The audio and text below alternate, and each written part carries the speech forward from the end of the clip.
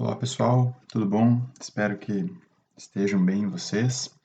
Eu estou aqui fazendo mais uma videoaula para vocês. Então hoje a gente vai falar sobre o reparo tecidual, tá? Então a gente vinha falando sobre lesões das células, sobre processos inflamatórios e agora o reparo tecidual. E a gente fecha o nosso primeiro módulo na parte de patologia celular, tá? Então, começando a falar um pouco algumas generalidades sobre o reparo tecidual. Então, o conceito de reparo seria uma restauração da arquitetura tecidual, tá? Ou seja, a cura desse tecido após um processo lesivo, né? Nós já vínhamos vendo morte celular, degeneração, inflamação, então isso tudo são processos que ocorrem quando existe uma lesão, né? E o reparo, ele vem para restaurar essa arquitetura tecidual. E é importante ressaltar para vocês que esse reparo, ele ocorre por meio de dois tipos de reação, dois tipos de reações, né, que teria que ser o plural. Dois tipos de reações. A primeira é a regeneração e a segunda é a deposição de tecido conjuntivo, tá? Então, ou a regeneração ou a deposição de tecido conjuntivo vão ser fenômenos, ou um ou outro, que vão ser ativados e vão gerar o reparo tecidual, né, que vai contribuir para a cura, para um reparo definitivo daquele tecido. Então, nós vamos estudar na sequência quais os tecidos em que ocorre a regeneração, como que ela ocorre, e também quais os tecidos que ocorre a deposição de tecido conjuntivo, como que ela ocorre. Mas, para entender o que é a regeneração, o que é a deposição de tecido conjuntivo, nós precisamos, antes disso, esclarecer alguns outros conceitos. Primeiro conceito, o controle da proliferação celular. Tá? Então, vocês sabem que nossos órgãos são compostos por tecidos e os tecidos são compostos por células, né? Aqui tem várias fotos, né, de diversos órgãos, e alguns desses órgãos, eles sofrem a proliferação, né? Então, a proliferação celular, ela é um processo essencial para a sobrevivência de vários tecidos, né? Então, nós temos vários órgãos que conseguem proliferar as suas populações celulares para que aquele órgão se mantenha viável, tá? E nos tecidos humanos adultos, porque lá na parte de feto, da embriologia, muda um pouquinho, mas a gente vai falar basicamente de humanos adultos.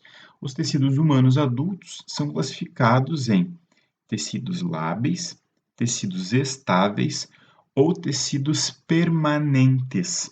Também para tecidos permanentes, nós podemos usar o sinônimo de perenes, tá? Então, o que são tecidos lábeis? Pessoal, o tecido lábil é aquele que está em constante regeneração, ou seja, as células que compõem esse tecido estão em constante proliferação. Querem um exemplo de tecido lábil? Eu botei a primeira foto aqui, né? Então, as nossas células sanguíneas, tá? Um tecido lábil é a tecido de células sanguíneas, no qual a medula óssea, todos os dias ela está produzindo novas células sanguíneas, novas hemácias, novos leucócitos, e esse tecido está em constante proliferação, né? As velhas vão sendo eliminadas e novas vão sendo produzidas. Outro exemplo de tecido lábil que nós temos, os nossos epitélios, por exemplo, as mucosas da gengiva ou outro tipo de mucosa, tecido da pele. A pele ela está sempre descamando, a gente está sempre perdendo células da pele e ela está sempre proliferando.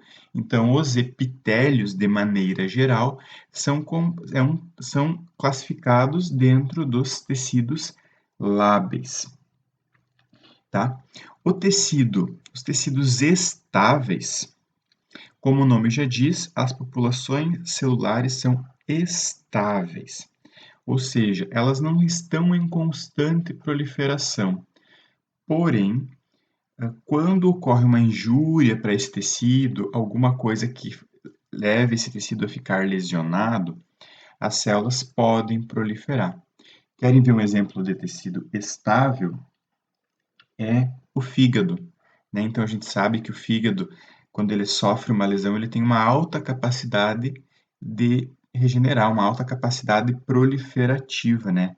Então, às vezes ocorre de, em uma cirurgia, fazer uma lobectomia parcial, ou seja, retira um fragmento de um lobo hepático, e alguns meses depois, esse lobo hepático se regenerou.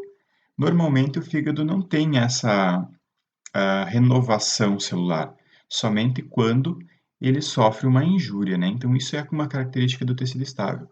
As células conseguem proliferar, mas somente perante algum estímulo. Eu botei uma foto aqui de, um, de uma histologia do fígado, só para relembrar vocês. Então, isso aqui é um tecido, o fígado é um exemplo clássico e muito didático de tecido estável.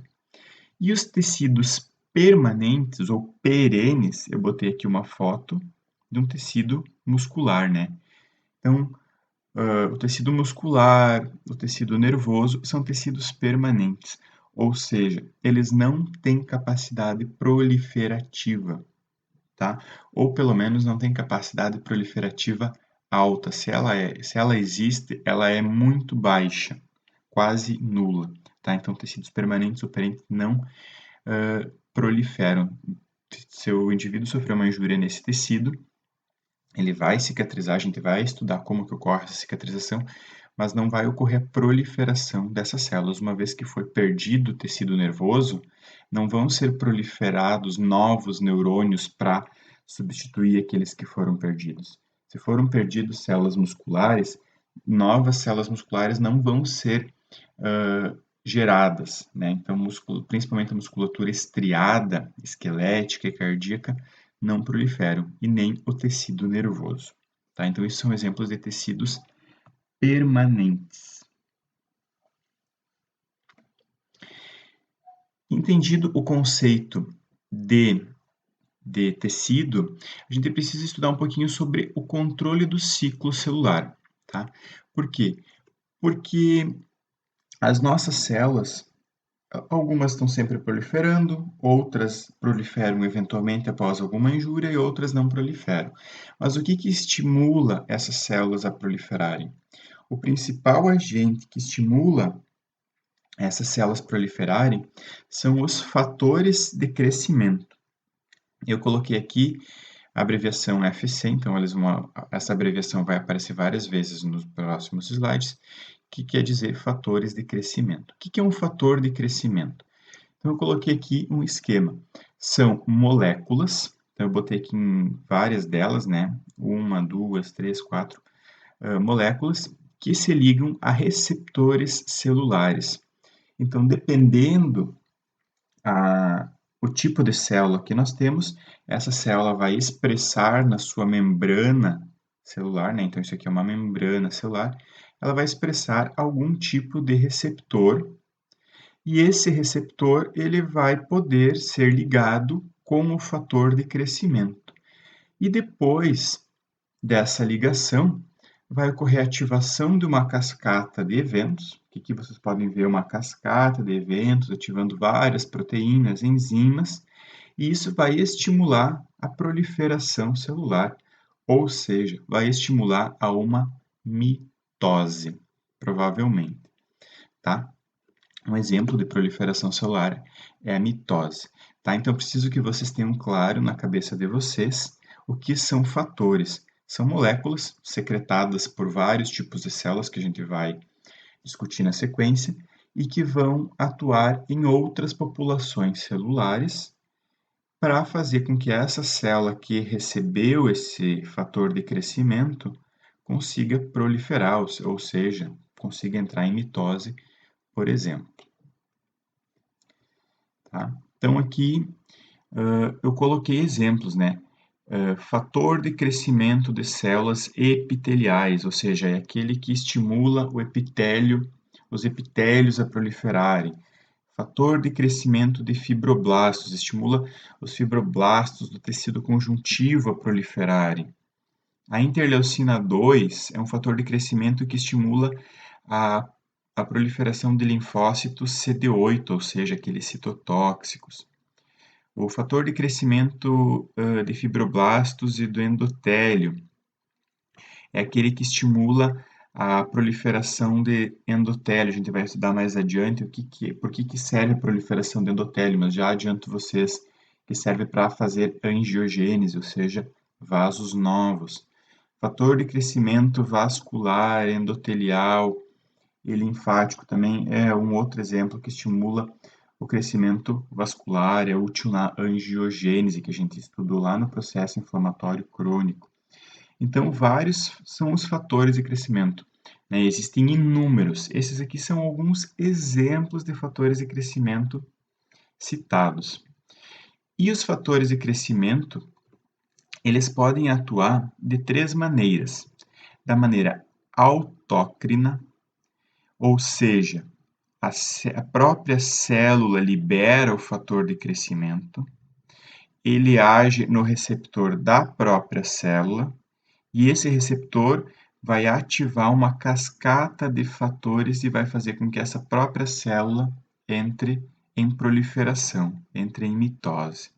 Tá? Então, de maneira autócrina, quando a própria célula recebe um próprio estímulo do fator de crescimento. Eles podem, os fatores de crescimento, atuar de maneira parácrina, ou seja, uma célula libera os fatores de crescimento e eles atuam nas células vizinhas, nas células próximas, por isso que é parácrina, ou seja, paralelo, perto, próximo, adjacente. Então, uma célula libera o fator de crescimento, ele liga no receptor da célula vizinha e essa célula vizinha sofre a proliferação. Ela vai desencadear mecanismos para proliferar. E, por terceiro, os fatores de crescimento atuam de maneira endócrina. Endócrina quer dizer o quê? Eles são liberados por uma população de células, atingem a corrente sanguínea e vão atuar em alvos celulares distantes, ou seja, populações de células longe, né? Por isso que eles precisam pegar a corrente sanguínea.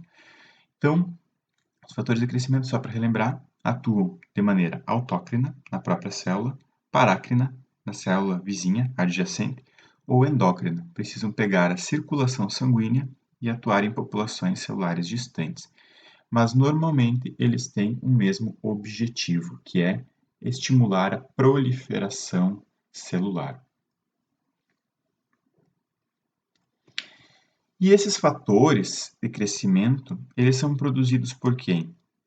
Por macrófagos, principalmente do tipo M2, se vocês lembrarem lá no processo de inflamação crônica a gente falou isso, que os macrófagos eles têm atividade anti-inflamatória e pró-reparativa, os macrófagos M2.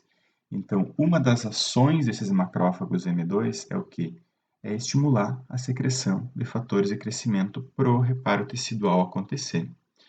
Também células epiteliais, células do tecido conjuntivo, que a gente chama de células estromais, células redondas, então, elas secretam fatores de crescimento que vão agir nos determinados tipos de tecido. Então, existem milhares de fatores de crescimento e milhares de células produzem esses fatores de crescimento. Não tem como eu detalhar, levaria muito tempo, tá?